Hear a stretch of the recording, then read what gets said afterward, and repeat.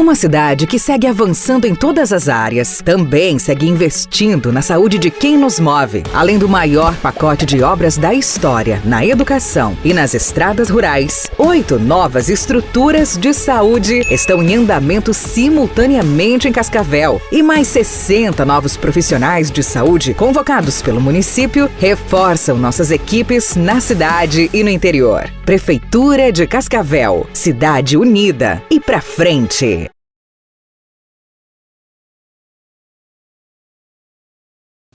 Você que nos acompanha, mais um episódio do nosso Gazeta Esporte Clube aqui no Gcast, episódio de número 74 episódios de Gazeta Esporte Clube aqui no Gcast, o podcast da Gazeta do Paraná. Estamos hoje aqui para conversar.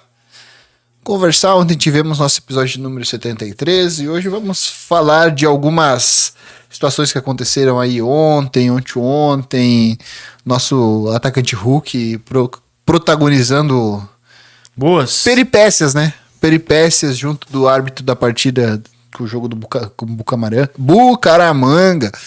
E o Galo sofreu para passar do Bucaramanga. A gente tem aí Campeonato Brasileiro também. Tratar um pouco de todos os assuntos aí que vem pelo fim de semana. Saudação aqui a Gabriel Porta, meu colega por hoje. Hoje é nós, apenas Luciano está de casa cuidando dos guris. Pois é, né? Hoje ficamos aí sabendo que estaríamos convocados para fazer o Gazeta Esporte Clube na sexta-feira, aqui neste espaço do Gcast. É sempre bom, né? Poder espalhar a palavra do futebol, do nosso jeitinho. Convidar todos aí para vir com a gente hoje. Começar falando, claro, e também agradecer a companhia de todos, uma boa tarde, uma boa noite, boa madrugada, independente do horário que você estiver nos acompanhando. Bom, ontem o Atlético Mineiro quis passar com emoção, né? Passou de fase na Sul-Americana, mas passou com emoção, perdeu no tempo normal para o Atlético Bucaramanga por 1-0 e aí acabou passando nos pênaltis graças ao goleiro Everson, 3-1 para o Atlético Mineiro nos pênaltis, que agora segue aí, como nós também projetamos aqui, né, Bruno? A gente falou que o Atlético Mineiro passaria, não imaginávamos que seria com essa dificuldade. Dessa maneira, mas acertamos todos, né? Falamos do Vasco seria eliminado, falamos que o Bahia seria eliminado e falamos que o Atlético Mineiro passaria. Fase do futebol brasileiro na Copa Sul-Americana, né? A gente só... Restam dois. Fluminense, que vem numa fase terrível também, depois que voltou do Mundial, não venceu. O Atlético Mineiro, que passou aí perrengue para classificar contra o Bucaramanga. São os dois que restam aí na Copa Sul-Americana. A Copa Sul-Americana, que diferente da Libertadores, não vem tendo brasileiro todo ano sendo campeão, né? A gente tem, eu acho que o nível médio do brasileiro com o nível médio do resto do continente, eu acho que é mais equilibrado do que, por exemplo, o topo brasileiro é bem acima do topo do resto do continente. Exato. E esse jogo, essa leitura até é interessante se fazer, porque o ano passado, Bruno, a gente teve um Cruzeiro que hoje... Não sei se a gente consegue colocar o Cruzeiro no nível de topo ou médio, mas eu acho que tá mais para topo do que para médio, pelo que vem apresentando. Ano passado o Cruzeiro foi vice, né? Perdeu para o Racing, do Mark Salas, do Quinteiro. O Racing foi campeão da Sul-Americana ano passado. Ano retrasado foi a vez da LDU ser campeã contra o Fortaleza, que fez uma campanha excelente. Né? E acabou perdendo nos pênaltis ali para a LDU. A gente teve em 2022, o Atlético, salvo engano, o Atlético com o Red Bull Bragantino. Exato, foi aquela final bem esvaziada de torcedores foi no Centenário, né? Foi no Centenário. E já tivemos uma final entre o Colón Santa Fé e o Del Valle, sem brasileiros. Exato. Então a Sul-Americana ela é uma competição mais democrática. Mais democrática e há mais competitividade, né, Bruno? A gente tem aí os brasileiros que a gente vê, por exemplo, o Vasco caindo de forma feia. para não falar outras palavras, pro Del Valle. Tomou, no agregado foi 5-1. A gente teve o Grêmio caindo pro Godoy Cruz sem fazer... Foi pro Godoy Cruz? O Grêmio caiu pro Alianza Lima. Pro Alianza Lima. O Alianza Lima não precisou fazer tanta força assim. Quem mais caiu? O Bahia caiu. O Bahia deixou mais de lado. O Bahia deixou de lado o Sul-Americano, jogou os 2 jogos com times alternativos. Mas enfim, é uma competição que eu acho que deveria. É o que a Libertadores deveria ser, um negócio mais democrático, mais aberto. Competitivo. A gente traz o Racing campeão do ano passado. O Racing era um dos favoritos na Libertadores. Eu acho que dos times fora do Brasil era o que tinha o maior favoritismo, mas o Racing se desmanchou nessa janela. Sim, totalmente. Perdeu vários jogadores importantes e eu acho que o Racing sai dessa briga aí da Libertadores. Libertadores que tem na próxima semana já? Primeira fase, o mata-mata? Na segunda semana de agosto, não?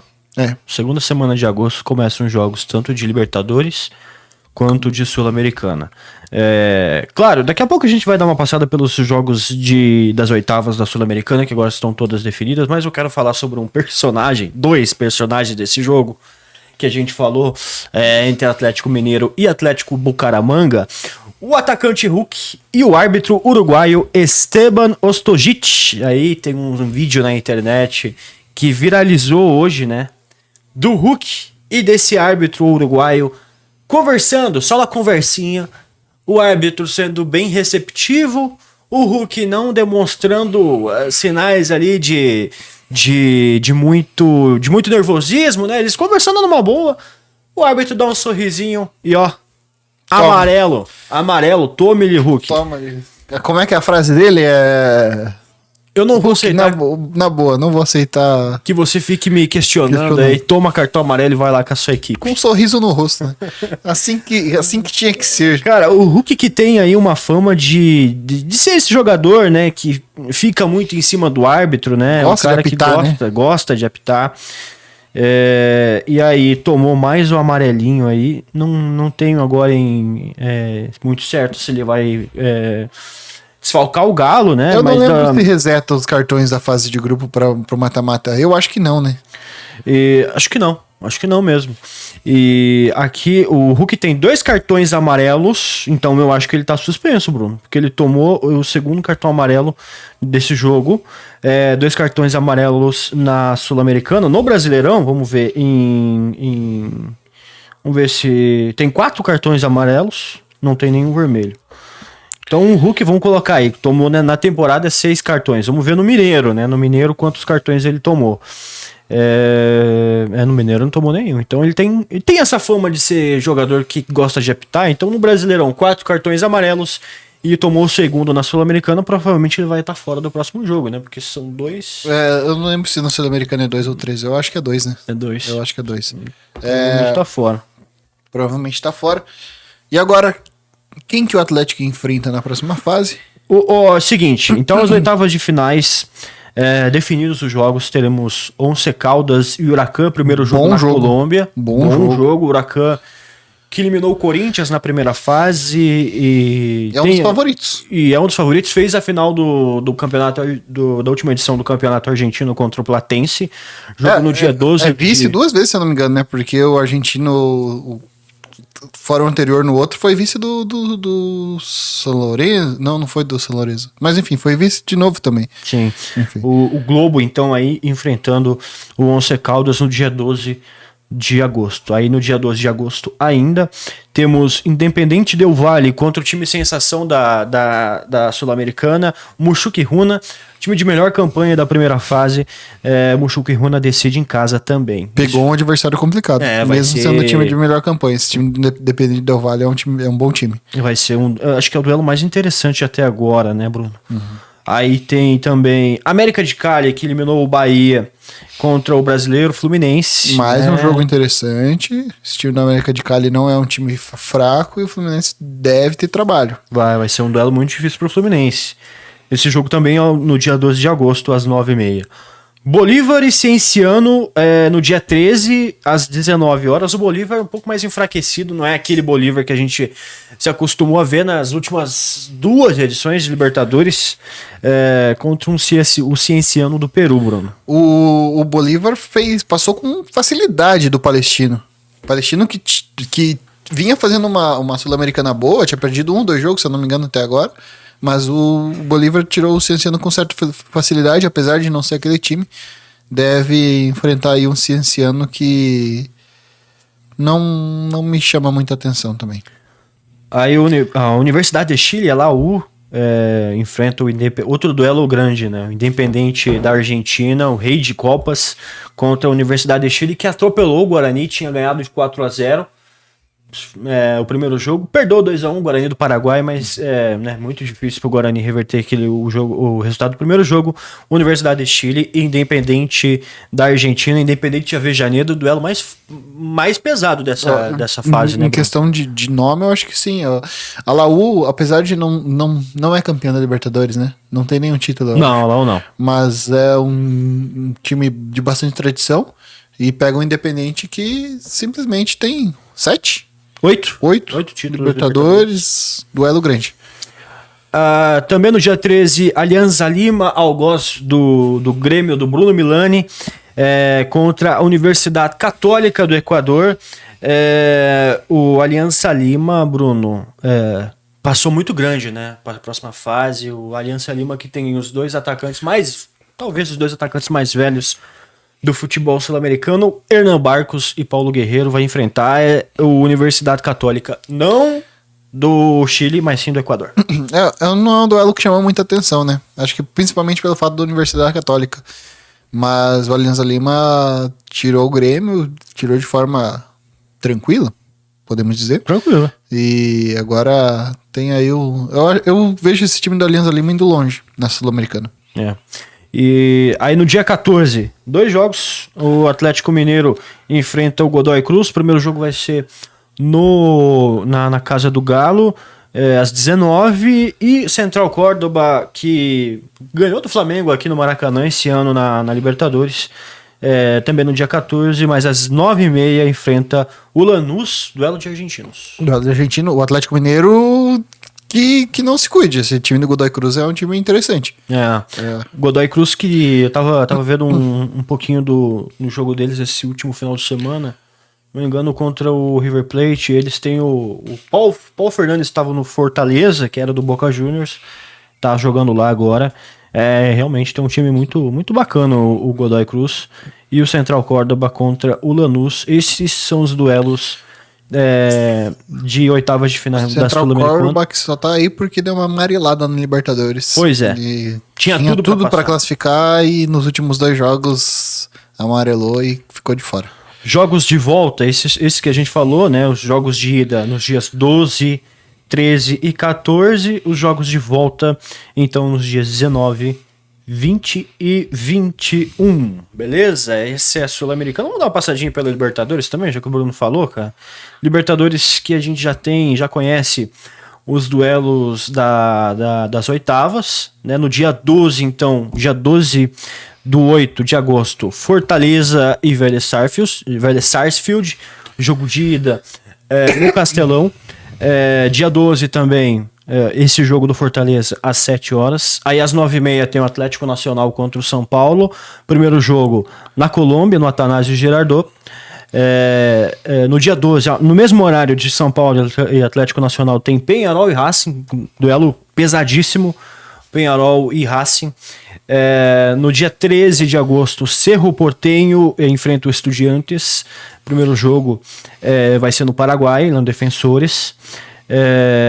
Aí também nesse dia tem o duelo de brasileiros, né? Tem o Flamengo contra o Inter. O Flamengo do nosso amigo Duda, aqui da Gazeta, contra o Inter do Luciano Neves e do Papinha, né? Duelo vai mexer com a galera aqui da Gazeta, esse duelo, cara.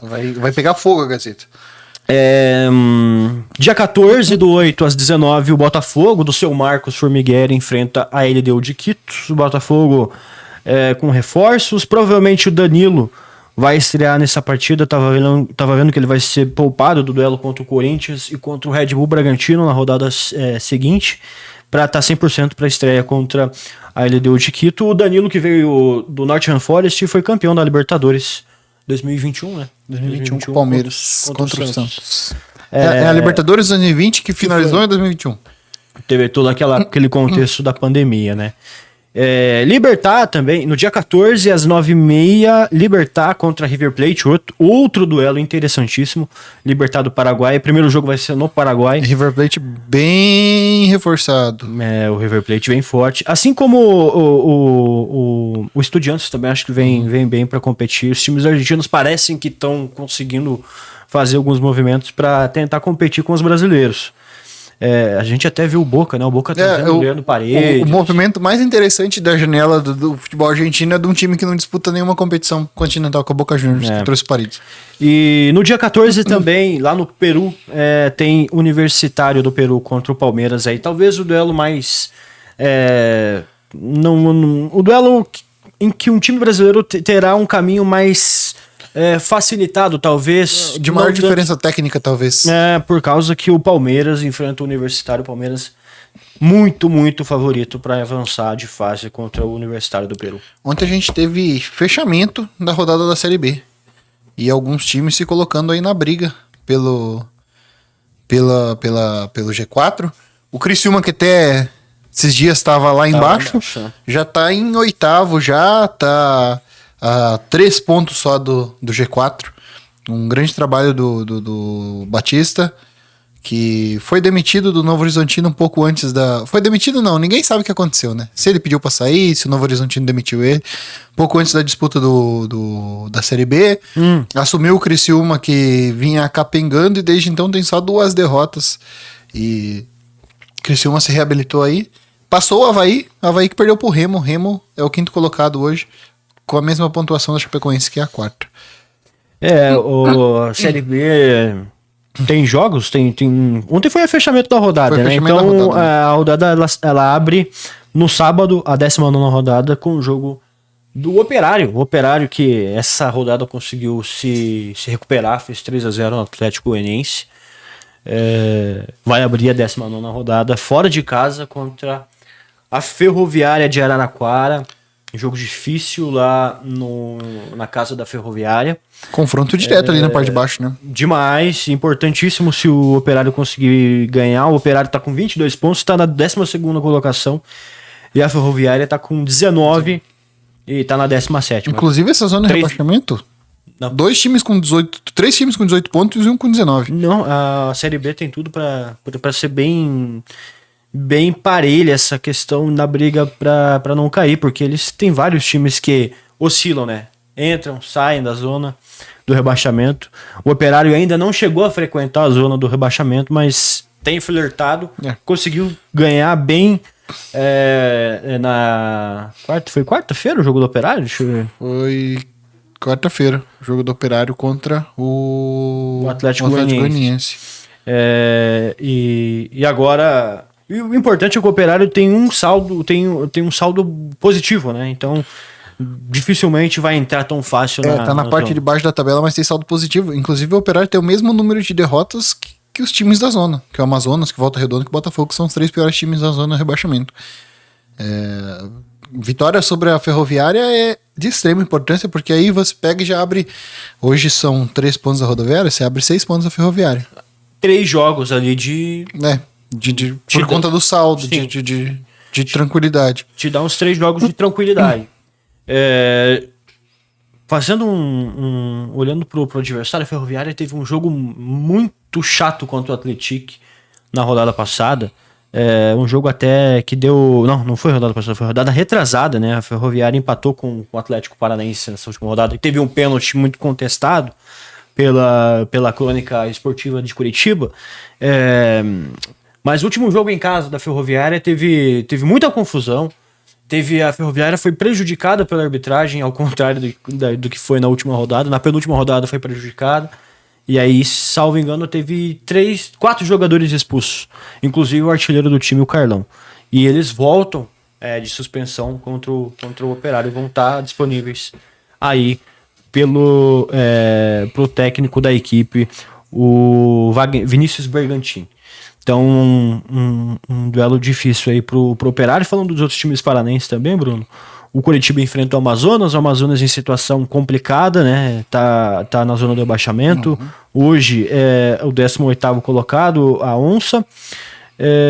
E o Atlético Paranaense vai enfrentar na rodada quem? Vamos ver aqui. O Atlético Paranaense vai enfrentar o América Mineiro, fora de casa, lá na Independência. O Atlético joga dia 27. O Coritiba também joga dia 27. Domingo, né? Domingo, dia 26, sábado. Domingo, os dois jogam no domingo. E o Operário joga amanhã. O América, que é o time que mais perdeu na Série B. 10 derrotas. Time do Miguelito, né? 10 derrotas em 18 jogos.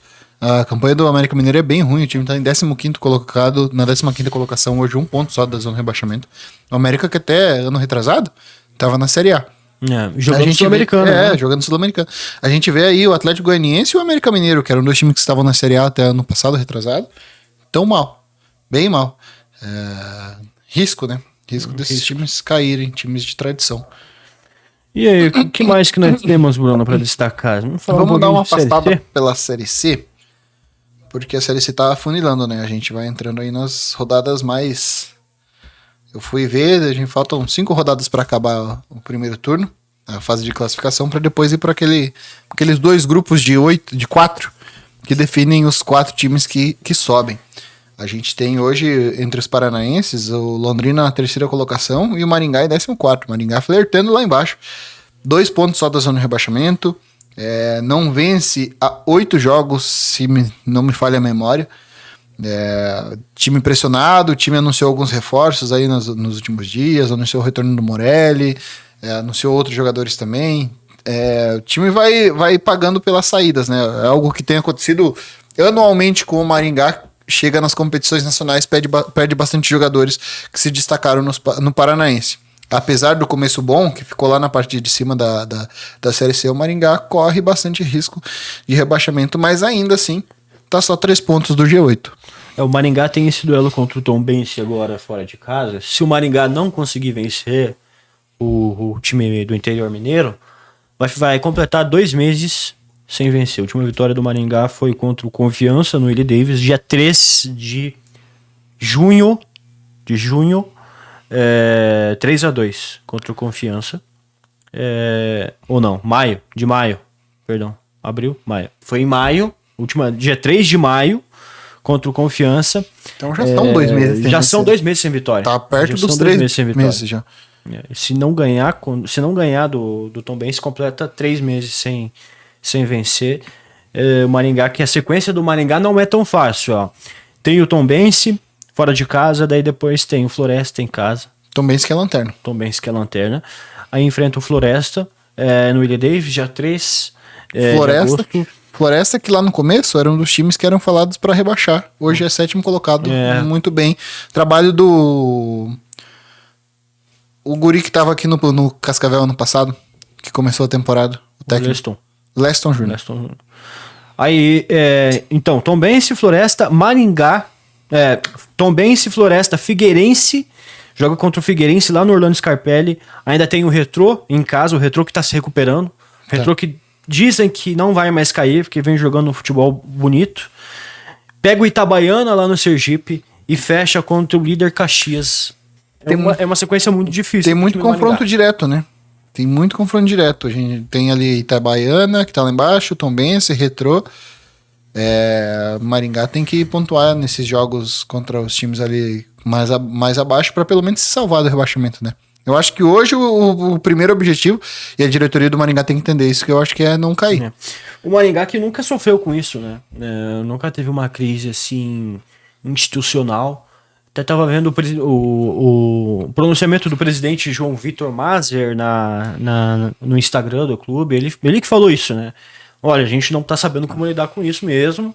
É a primeira vez que o clube passa por essa crise, né? Sim. Então, e infelizmente, quando vem o objetivo que o Maringá sempre almejou, né? Que era estar na Série C. Isso acontece, né? A gente vê aí 3 times que subiram da D para C e estão na zona do rebaixamento hoje, que é o caso do Anápolis, do Retrô e do Itabaiana. Só o Maringá que não tá. Só o Maringá que não tá e tá, né, começou bem e agora tá começando a flertar com o rebaixamento. Eu acho até importante ter esses momentos, aprender a lidar com isso. Porque o Maringá nunca precisou. Sempre nos paranaenses, desde que voltou para a Série A do Paranaense, nunca teve um paranaense que foi mal.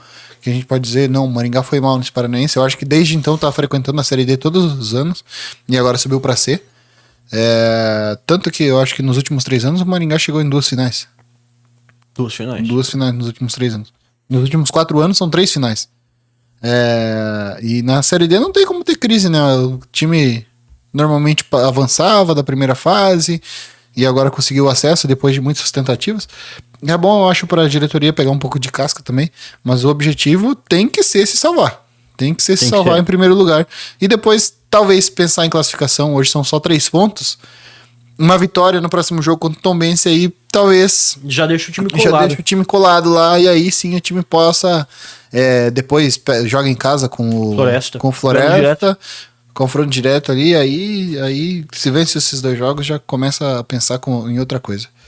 Importante o Londrina muito bem, né? O Londrina que manteve a base do Paranaense. E ainda fez algumas contratações. Chegou o Edson Carius, chegou o Eliel, que é um cara que vem do ABC de Natal, ele jogou também no futebol paulista. E eu tava vendo o duelo contra o Itabaiana, um jogador muito bom. E manteve a base, né, do Paranaense, o time do Londrina. Claro, né, teve a saída do Claudinei para o Paysandu, mas eles trouxeram, a direção trouxe o Roger, que também é um técnico que tem experiência nessas divisões mais inferiores. E ele manteve o nível do time do Londrina e o Londrina tá conseguindo competir lá em cima. Vai se classificar, né? O Londrina não vai ficar de fora dessa segunda fase. E para mim é um dos grandes favoritos ao acesso. O Londrina tem um time muito bom. Destaque pros caras lá da frente, né? O Iago Teles tá jogando muita bola. E até vai contra algo que a gente tinha falado, né? A gente pensou que muitos desses bons jogadores que o Londrina apresentou no Paranaense, a gente pensou que eles sairiam, né? Eles continuaram e estão rendendo muito bem quanto renderam no Paranaense. Teve uma manutenção boa do elenco, o Londrina se reforçou direito, não sofreu tanto com a saída do Claudinei Oliveira. Acho que o Londrina tem que pensar agora nesse acesso. A gente tem aí um VGD que tem sido um local de uma fortaleza pro Londrina. O Londrina tem jogado bem quando joga no VGD, tem feito bons jogos, tem conseguido somar pontos, tanto que é 3º colocado hoje. Londrina tem o quê? 1 derrota, 2 derrotas na Série C até agora? Vamos pegar esses dados. Pouquíssima coisa. Mas pra mim o Londrina sim é um dos favoritos. O Londrina tem um probleminha quando pega a fase de grupos de eliminatória. 2 derrotas. 2 derrotas. Teve um probleminha ano passado, não conseguiu subir. A torcida é para que o Londrina suba, né? Eu acho que tem um time capaz disso. Só um adendo, Gabriel. A gente estava falando do Maringá. Nos últimos 3 anos, o corte do rebaixamento foi entre 19 e 20 pontos. Então o Maringá precisa de 5 pontinhos, 6 pontinhos nesses últimos 5 jogos. 2 vitórias. 2 vitórias, o Maringá se salva de um possível rebaixamento. Óbvio que nada é absoluto. Pode ser que, sei lá, o nível suba e a linha de corte suba uns 2, 3 pontos, mas em tese o Maringá não precisa de tanta coisa assim. Agora a gente vai, claro, falar sobre a Série D, sobre a 4ª divisão e depois se caminhar pro final. Estamos com quase 30 minutos de programa, né, Bruno? Vamos esquecer o Cascavel hoje? Vamos esquecer o Cascavel, né? Hoje é dia. A gente já falou ontem sobre o que o Cascavel precisa. Então, agora é hora da gente dar uma passada. É a última rodada da Série D, ver quem pode, quem não pode, o que não pode. Um resumão aí, né? Vamos pegar meio que por cima a tabela de alguns grupos aqui, ó. A gente já tem alguma situação definida no grupo 1. A gente já sabe que o Manauara tá classificado. Que a Tuna tá classificada. E já tá praticamente definido já o Manauara como líder. A Tuna muito dificilmente passa para Manauara. Manauara joga com quem na última rodada? O Manauara enfrenta o Independência do Acre. Independência que ainda briga por classificação. E aí a gente tem 4 times brigando por 2 vagas. A gente tem o Manaus, o Águia de Marabá, o Trem e o Independência. O Independência poderia estar numa situação muito melhor, mas eles conseguiram perder pro Maitá, que é o pior time da Série D.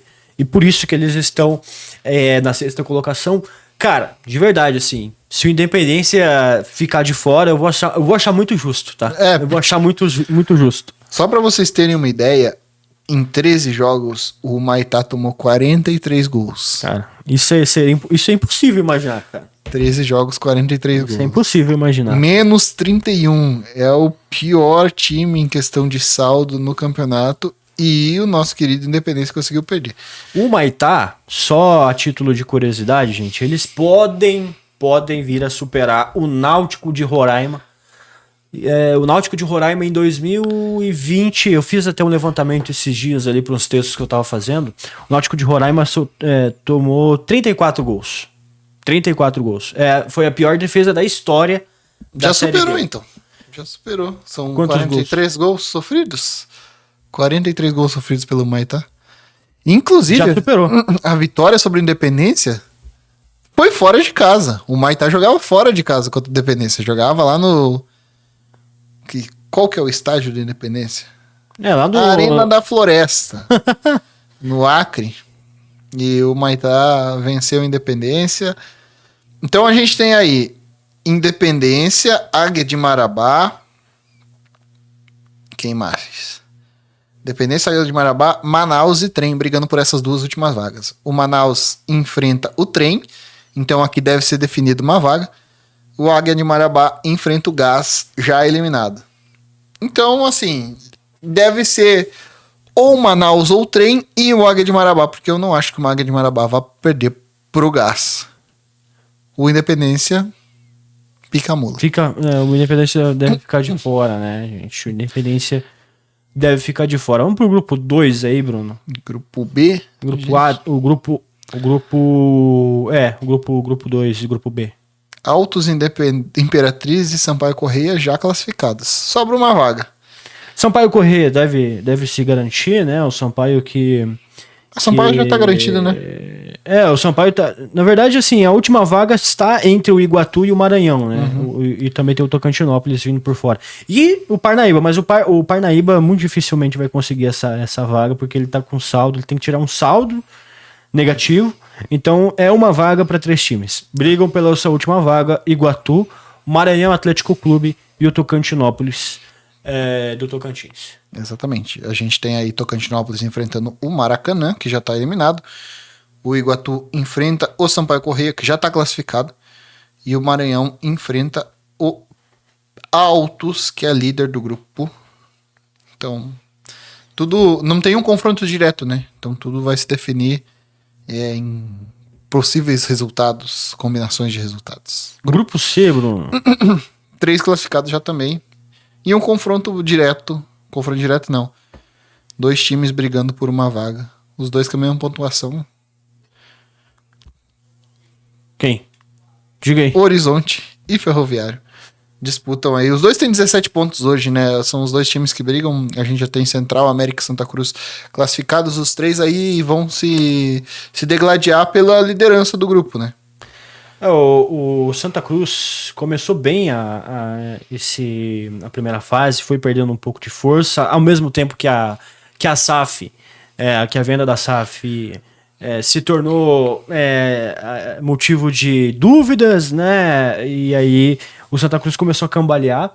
Ontem, inclusive, ventilaram o nome de Alexandre Calil como possível administrador da SAF. Ele já desmentiu, já disse que não. O Atlético Mineiro, que é o clube com que ele irá ou iria se envolver.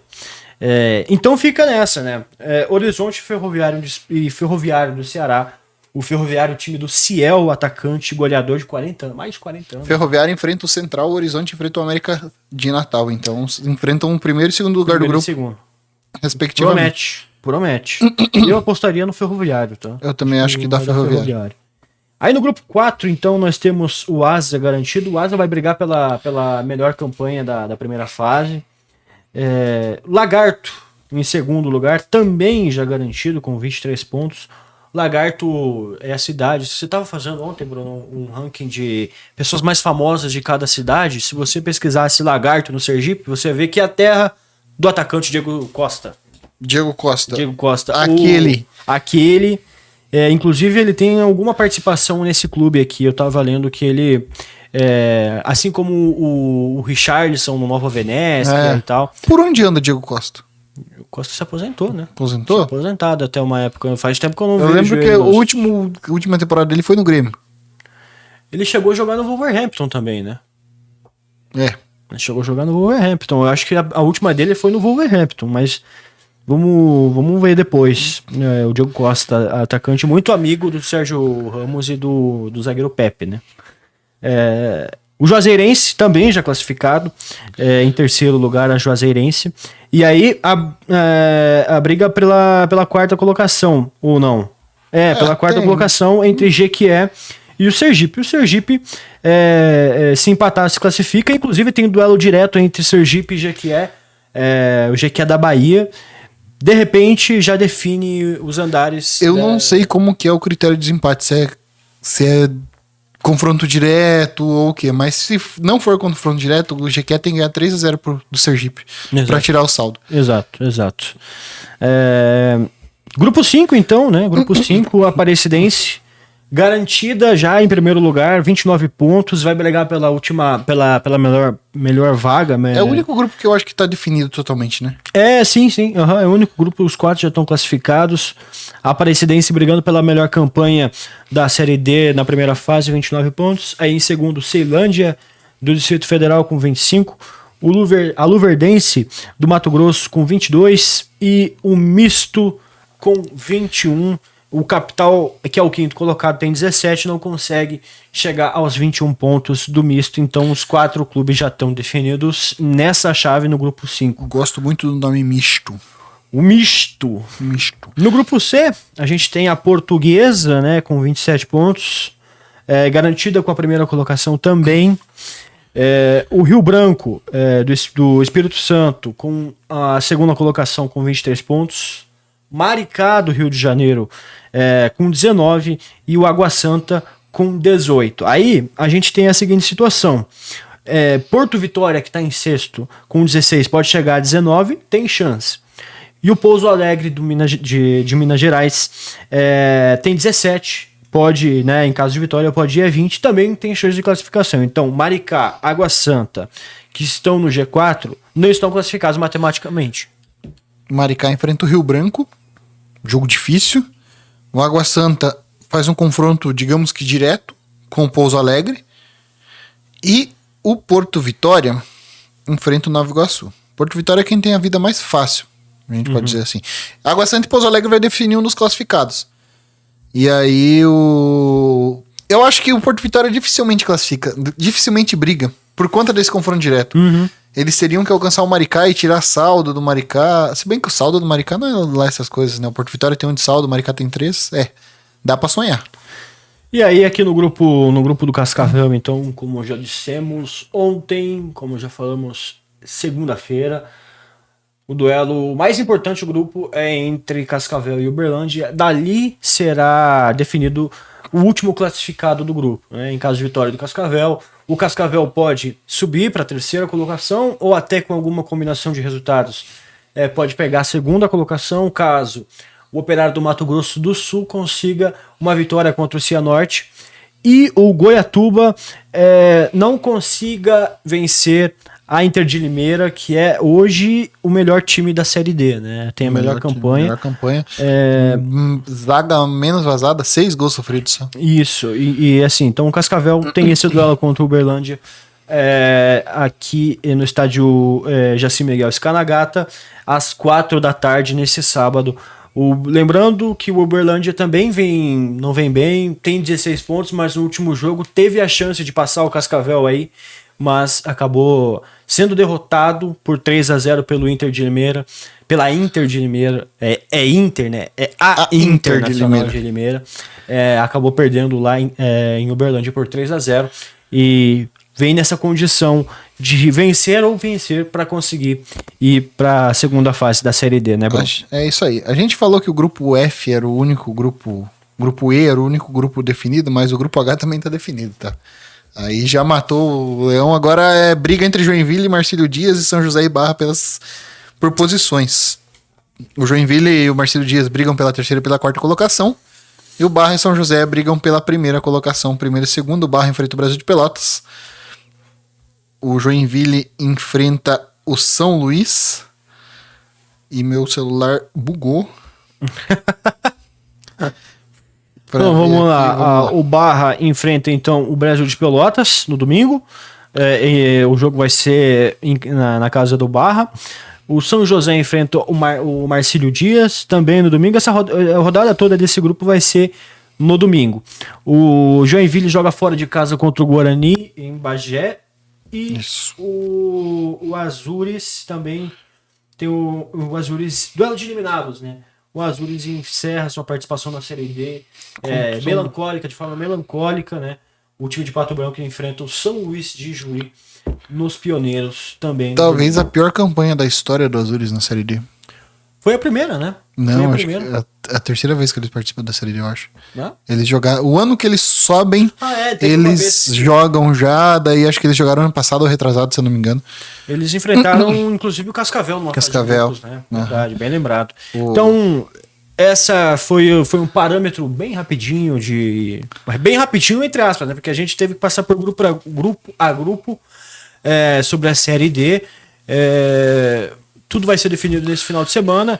E a tendência agora nos próximos dias é a Série D ir afunilando. Claro, segunda fase, oitavas, tudo muda, gente. A melhor campanha nem sempre consegue o acesso. E é isso que torna a Série D sempre interessante. A gente tem um histórico, né? De que as melhores campanhas nem sempre vão tão bem no mata-mata. O ano passado o Brasiliense fez 32 pontos na primeira fase e foi eliminado nas quartas de finais. O Brasiliense também que costuma fazer boas campanhas, chega nas fases de mata e acaba sendo eliminado. Esse ano nem na Série D tá. Se eu não me engano, pro ano que vem também não. Se eu não me engano, não classificou. Bruno, por hoje é só. Se encaminhando. Não, a gente tá se encaminhando. A gente tá se encaminhando? Tá se encaminhando pro fim. Mas temos destaques finais. Tu pode falar sobre o futsal, né, cara? Tem coisa. Futsal, tem coisa. Tem Cascavel e Foz amanhã. É jogo que vale muito pro Cascavel. O Cascavel pode integrar o G4, dependendo de uma combinação aí de resultados.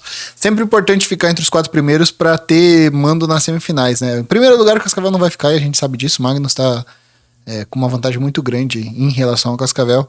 Seria importante para definir em casa uma possível final. Mas ficar entre os 4 primeiros é muito importante. O Cascavel precisa buscar isso daí. A gente sabe que o Cascavel vai classificar e que provavelmente classifica entre os 8. Agora tem que buscar os 4. Passinho por passinho. E agora, jogo importante fora de casa contra o Foz, valendo aí muita coisa pro Cascavel. Foz, que é o único time que o Cascavel perdeu fora de casa até o momento na temporada. Foi no duelo amistoso, né? Não, foi na segunda rodada do Campeonato Paranaense, 5-2 pro Foz. Nossa. O time tava em fase de... Tava em fase de amadurecimento ainda. A primeira rodada empatou em casa com o Ampere, se eu não me engano. Um jogo bem ruim. E depois tomou esse ataque aí do Foz, mas agora as situações são diferentes. Cascavel muito bem, Foz meia boca. Então, meu último destaque vai para a Fórmula 1. Hoje teve o treino livre. O Oscar Piastri, o australiano da McLaren, liderou o treino livre, seguido por Max Verstappen e Lando Norris. O Piastri tá um tempo sem ganhar. Provavelmente, para mim, é o grande favorito. Teve da sprint também, cara. Teve, né? O Oscar Piastri que tá um tempo sem ganhar, tá pressionado, é o líder do campeonato, precisa de uma vitóriazinha nesse grande prêmio da Bélgica, que costuma ser um grande prêmio um pouco póstumo ao Antoine Hubert, né? Que teve um acidente muito feio, acabou falecendo na Fórmula 2. Isso foi em 2019. E claro, né, sempre um clima estranho nesse grande prêmio da Bélgica, que é bem perigoso, né, Bruno? Eu adoro Spa. É bem perigoso, apesar de ser legal de se assistir. Foi lá o primeiro pódio do George Russell, né? Nunca esqueço, porque foi uma corrida de chuva, né? Maluco. Terrível. E Spa chove bastante em Spa. A gente tem vários GPs em Spa que chovem, né? E fica também a esperança de uma boa corrida do Gabriel Bortoleto, né? Grid bem diferente para sprint, inclusive, tá? Primeiro, o Piastri larga primeiro, Verstappen em segundo, Norris em terceiro, Leclerc em quarto. A partir daí, a gente tem o Ocon em quinto, com a Haas, o Sainz em sexto, com a Williams, em sétimo, Birman com a Haas, em oitavo, Gasly com a Alpine, em nono, o Hadjar com a Racing Bulls e em décimo, Bortoleto com a Sauber. As Ferraris lá pra trás. Então, tem o Leclerc em quarto e o Hamilton em 18º. O Antonelli em 20º. A Mercedes ficou fora do Q3. Nossa, a Mercedes que vem caindo também. O Russell ficou em 13º. Então, uma classificação para sprint bem maluca. Bem diferente. Galera, fechamos a banca? Por hoje é só. Encerramos aqui mais uma edição. Hoje uma edição especial ao Papinha. A pedidos dele. Estamos aqui para debater um pouco de esporte. Mais algum destaque? Não, só pedir para vocês desejar a todos um bom final de semana, pedir um likezinho nos nossos conteúdos aí, nos nossos últimos conteúdos do Gazeta Esporte Clube. Sempre às segunda-feira, às 2, né? A partir das 2 horinhas ali a gente tá por aqui. Quinta-feira também, às vezes sexta-feira, ou quando o nosso diretor quiser. Sexta-feira é ocasional. É isso. Então é isso. Valeu, galera. Até a próxima.